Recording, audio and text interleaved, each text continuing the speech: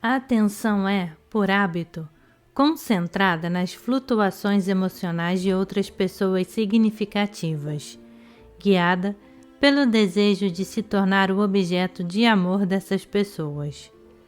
No nível dos sinais físicos, isso significaria algo como vigiar para ver a pessoa a quem o parceiro presta atenção, ou vigiar para ver se ele ou ela sorri ou franze o senho quando um tópico específico de conversação é trazido à baila, e tentar então se unir a esses interesses numa forma que agrade. Em outro nível de percepção, 2 dizem que se descobrem alterando-se para se tornar o que os outros querem, sem ter consciência de nenhum sinal facial ou comportamental que os tenha feito modificar sua apresentação pessoal. Dizem que, quando sua atenção é atraída para alguém, descobrem-se adaptando-se àquilo que imaginam ser os desejos mais profundos daquela pessoa, e que seu hábito de concordar com desejos de outrem significa que podem se tornar o protótipo daquilo que o outro acredita ser desejável. Começa com o horror de ser rejeitada. O que a gente tem de fazer para nunca ser rejeitada é aprender a ser o mesmo que a outra pessoa.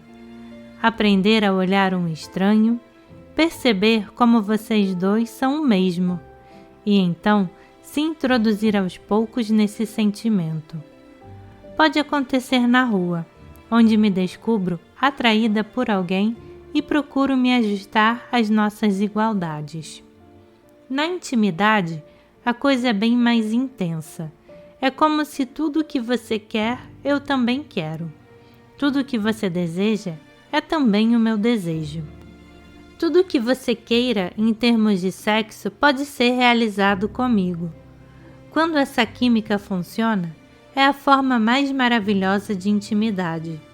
Mas quando sinto que é como se eu tivesse à toa numa esquina, fuçando a vida de outra pessoa, só porque eu me sinto insegura naquele dia, então toda a ideia de me perder nessa pessoa é um fardo para mim. Como a atenção se concentra exteriormente no que os outros desejam, há falta sistemática de atenção para as necessidades pessoais. Do ponto de vista psicológico, essas necessidades reprimidas são satisfeitas ajudando outros a viver uma vida que o 2 gostaria de compartilhar.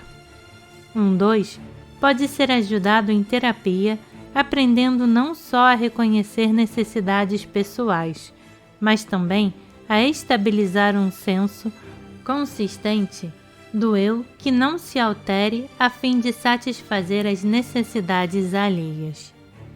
Do ponto de vista da prática da atenção, 2 podem aprender a intervir em seu hábito de perceber e pressentir sinais de aprovação oriundos de outras pessoas, aprendendo a desviar a atenção de outras pessoas e reenfocá-la num ponto de referência dentro do próprio corpo.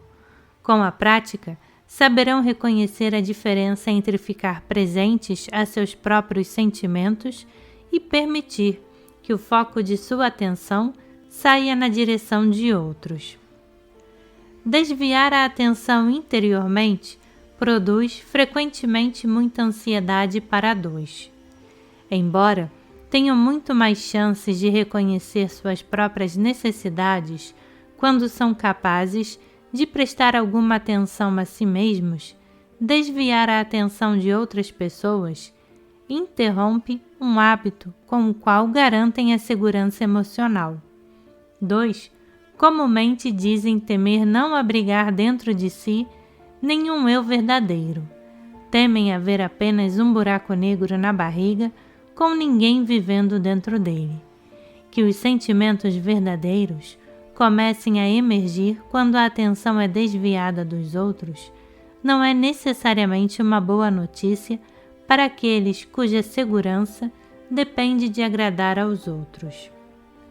Dois podem se tornar tão habituados a reparar no que os outros querem que não percebem o fato de que sofrem as consequências da ajuda que dão. Reconhecem sua dependência em relação aos outros nas ocasiões em que devem agir sozinhos. A ação independente é capaz de produzir uma angústia terrível, sobretudo se a ação for contra os desejos de alguém a quem um dos gostaria de agradar. Por não aquecer aos desejos de uma pessoa favorita, um dos sente que se arrisca a sacrificar para sempre o amor da outra pessoa. Muitos dois dizem que é mais fácil saber o que querem e o que sentem quando estão sozinhos, do que quando estão com alguém a quem se sentem ligados. Veem como seu dever aprender a se lembrar de quais são suas verdadeiras necessidades e, ao mesmo tempo, ser capazes de perceber e pressentir o que o outro quer. Quando meu segundo casamento se acabou, mudei para bem longe nas montanhas, com a ideia de descobrir o que eu realmente queria da vida. Era como se eu não existisse agora que meu marido já não estava por perto, o tempo todo. Era desconcertante e assustador ter de ficar sozinha comigo mesma, ter de decidir o que fazer para fazer companhia a mim mesma o dia inteiro e enfrentar o buraco vazio na barriga quando eu tentava meditar. Tinha pavor de que aquele poço não tivesse fundo, de que, por mais que eu penetrasse em mim mesma, não encontraria ninguém lá dentro. Por fim, descobri a mulher, encontrei meu próprio ritmo e aprendi como dar a mim mesma o que eu queria. Vivi lá por mais 3 anos. Depois voltei para a cidade e retomei minha vida antiga. A sensação mais surpreendente de voltar a viver com as pessoas foi a de ter plena certeza do que queria quando estava sozinha. Mas bastava olhar no fundo do olho de uma pessoa e eu me descobria tão ligada ao que ela estava sentindo que me esquecia de mim mesma. Dadores acreditam compreender os sentimentos mais íntimos dos outros. Foram as crianças amadas por serem agradáveis e, como adultos, são levadas a acreditar ser especialmente sensíveis aos desejos alheios. Como ocorre com cada um dos 9 tipos, o estilo intuitivo se origina de uma forma de prestar atenção que ajudou a criança a sobreviver emocionalmente. Como crianças, 2 desenvolveram uma preocupação em obter aprovação e, motivados por sua necessidade de amor, se convenceram de que eram particularmente capazes de perceber e pressentir os desejos mais íntimos dos outros. Saber se o indivíduo 2 é objetivamente sensível às necessidades de outros ou se apenas é fantasioso poderia equivaler a saber a diferença entre simplesmente imaginar o que seria estar na pele de outra pessoa e o que alguns 2 têm descrito como uma participação autêntica na vida interior de outra pessoa. O depoimento que se segue ilustra a distinção entre pessoas que se acreditam sensíveis a outras e aquelas que são verdadeiramente empáticas. Quando estava com meus 20 anos, alimentava a ideia de que eu simplesmente amava todo mundo e de que todo mundo também me amava. Eu tinha certeza de que era a garotinha favorita de todos e só queria retribuir as pessoas mostrando quanto eu sabia ser atenciosa. Depois que amadureci um pouco e que tive de sobreviver a algumas rejeições devastadoras de pessoas que realmente eu amava, vim a perceber que eu sabia manipular as pessoas para que elas gostassem muito de mim. O que eu fazia era imaginar o que elas queriam e então partia para cima disso. Ou então pensava como seria ficar no lugar delas e buscava imaginar uma experiência semelhante de minha própria vida. Por exemplo, se uma amiga me confidenciasse o que sentia por certo rapaz, tipo, quando eu estou perto dele é como uma montanha russa. Minhas emoções sobem e descem. Então, eu me imaginava numa montanha russa tentando imaginar aquilo como uma forma de estar apaixonada. Agora, muitos anos mais tarde, sou psicóloga e tenho tido experiências daquilo que eu chamaria de identificação projetiva. É sentir o problema do meu paciente de maneiras diferentes de qualquer aproximação íntima de minha própria vida. Passei a valorizar essas identificações intuitivas como modo mais direto de compreender a crise de meu cliente. Uma prova marcante de que o que eu sinto é pura empatia aconteceu quando um dos meus clientes tentava trabalhar um período esquecido de sua infância, quando o mandaram para uma família adotiva por algumas semanas. Sentado em minha sala, ele dizia que não conseguia se lembrar de nada do que tinha acontecido, ou do que tinha sentido naquele período, e ao mesmo tempo eu comecei a sentir uma forte quentura no corpo, como se estivesse para desmaiar, embora eu soubesse que não estava desmaiando. Quando disse a ele das minhas reações, ele percebeu que o seu corpo também estava quente, e por fim, aquela sensação corporal despertou as lembranças reprimidas de acordar suando no quarto do porão que ele dividia com outra criança adotiva naquela casa. O quarto era superaquecido, porque era próximo demais da caldeira principal, e ele ficava acordado na cama na hora da sesta, preocupado por não lhe terem dito quanto tempo devia ficar com aquela família, e com medo de perguntar, porque achava que podia ser ofensivo, e o pessoal se voltaria contra ele. Todas as emoções superiores se baseiam em ações espontâneas do corpo que não são dirigidas pelo pensamento. Enquanto a apreensão corporal, a humildade é uma reação que não é condicionada por obter algo em retorno. A falsa humildade de um dador iludido seria algo como: eu lhe dei meu braço direito, mas por favor, não há de quê. Humildade não tem nenhuma relação com pensamentos virtuosos ou atos de abnegação, o que poderia facilmente mascarar desejos inconscientes de manter o controle sobre os outros, tornando-os dependentes.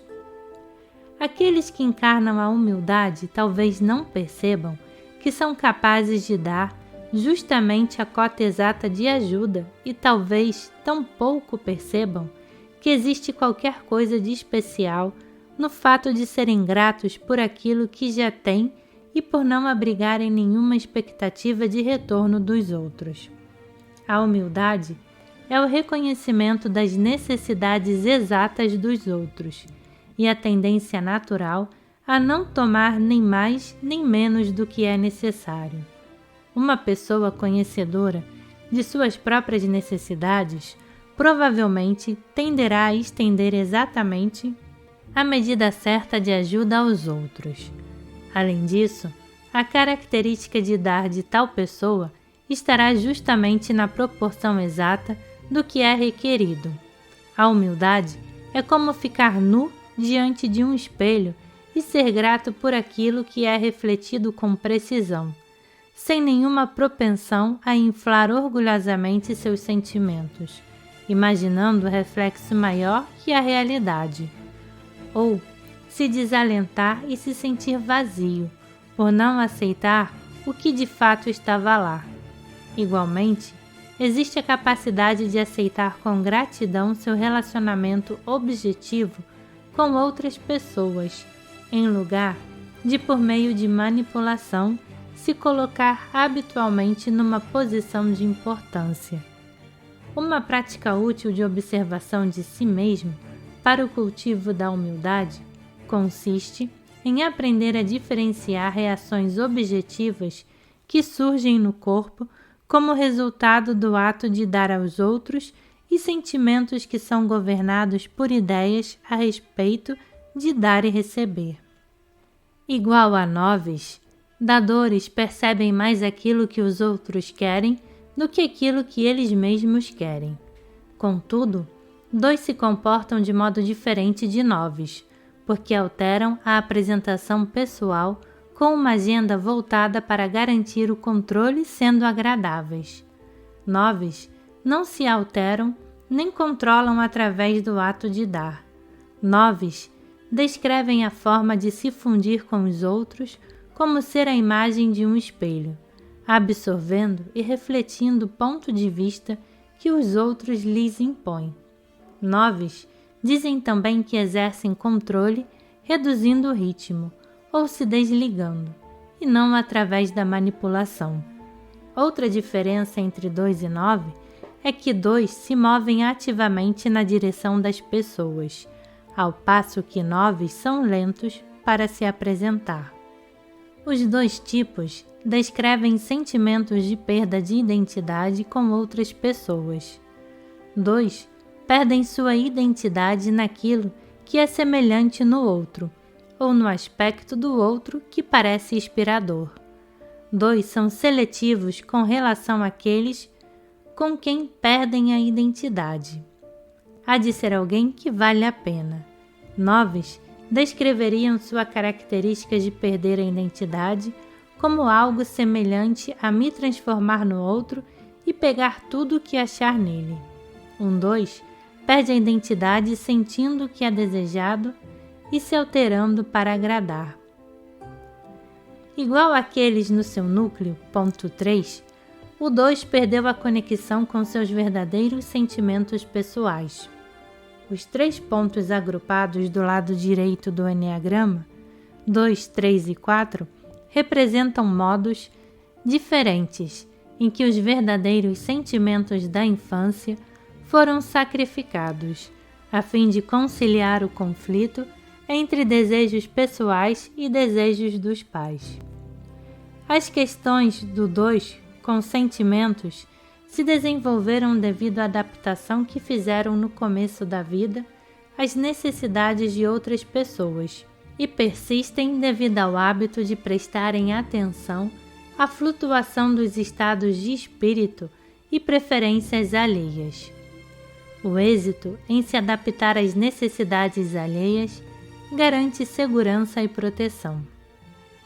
2 e 3 podem se parecer no caso de o 2 ser um grande empreendedor. Seria de esperar que um 3 subisse a escada do sucesso por ter sido premiado por desempenho mais do que por sua sensibilidade. Um 2 também pode ser dinâmico e ambicioso em termos profissionais, mas a motivação interna do 2 é a de ser amado por si mesmo mais do que por seus empreendimentos. A diferença entre um 3 e um 2, com alto nível empreendedor, é a diferença entre um executor que toca para o público a fim de impor um grande espetáculo e o bajulador, que toca para o mesmo público a fim de impressionar uma namorada especial sentada na primeira fila. 2 sabem fazer as pessoas se sentirem bem consigo mesmas. Têm a capacidade de extrair o melhor dos outros e, com seu entusiasmo, sabem tornar mais fáceis mudanças difíceis de empreender.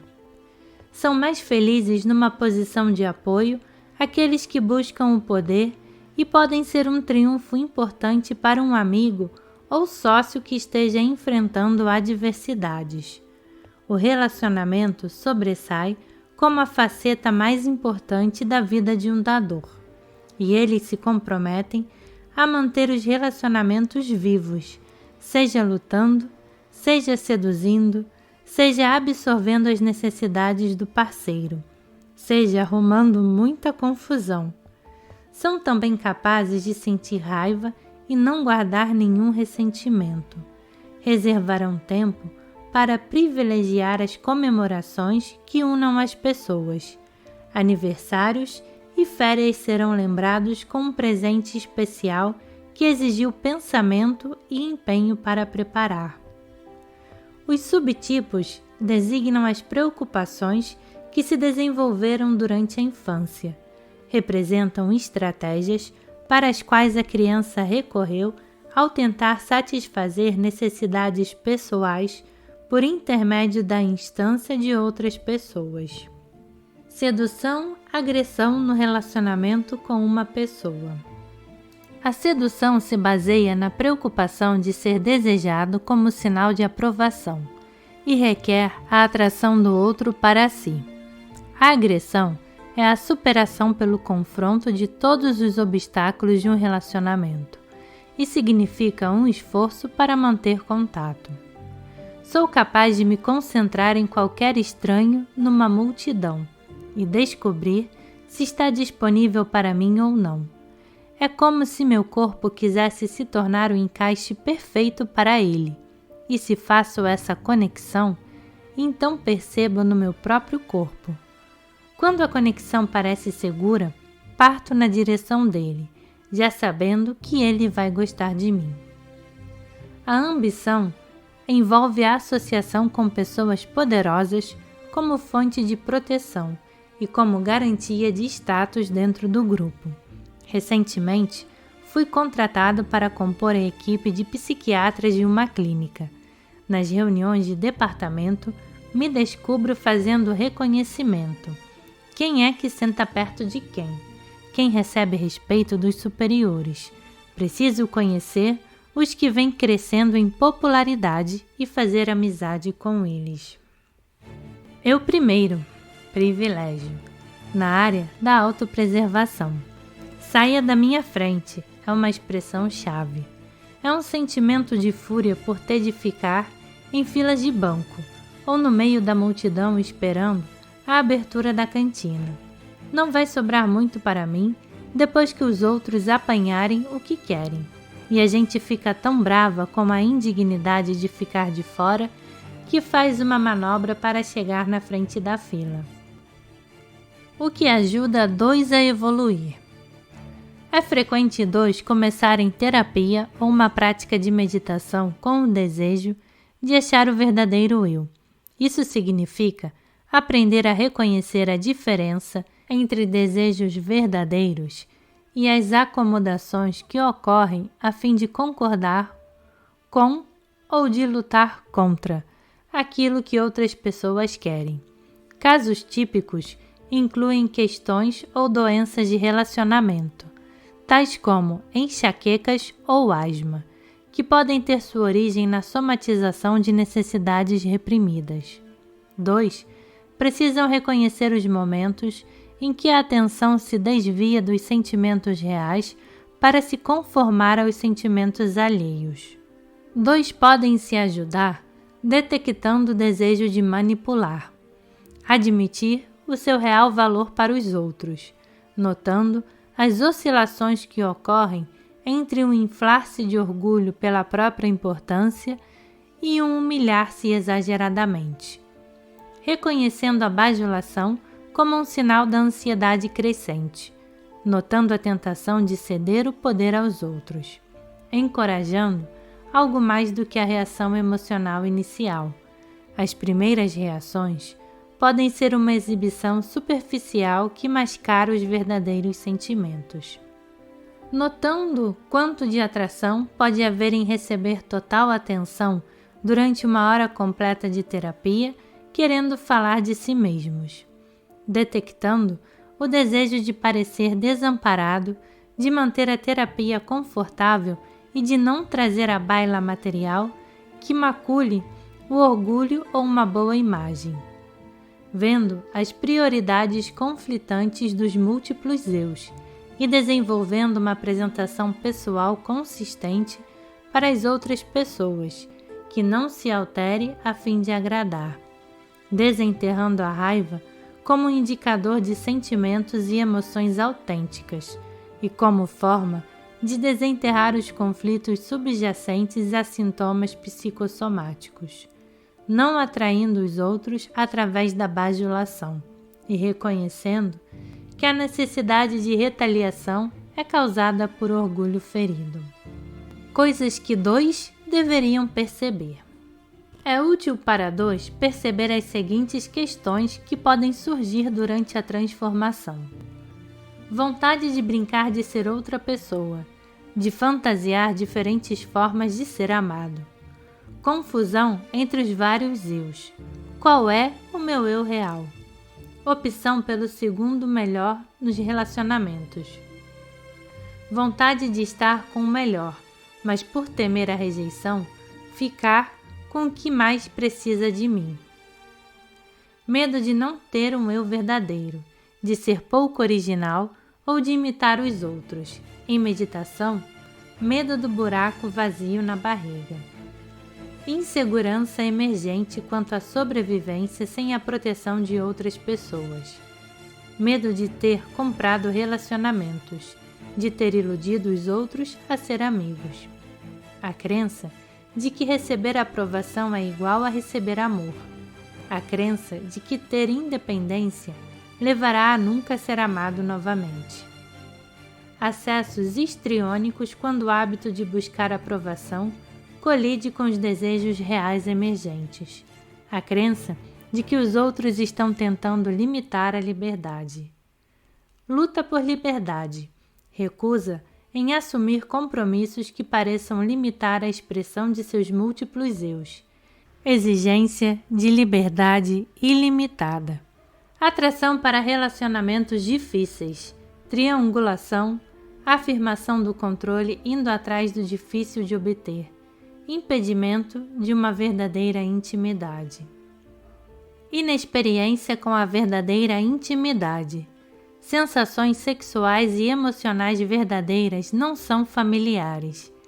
Necessidade de tempo para reconhecer e aceitar sentimentos autênticos que não sejam influenciados pela consideração de outras pessoas. Necessidade de ver a diferença entre um gostar e um desgostar passageiro, e um nível mais profundo de compromisso.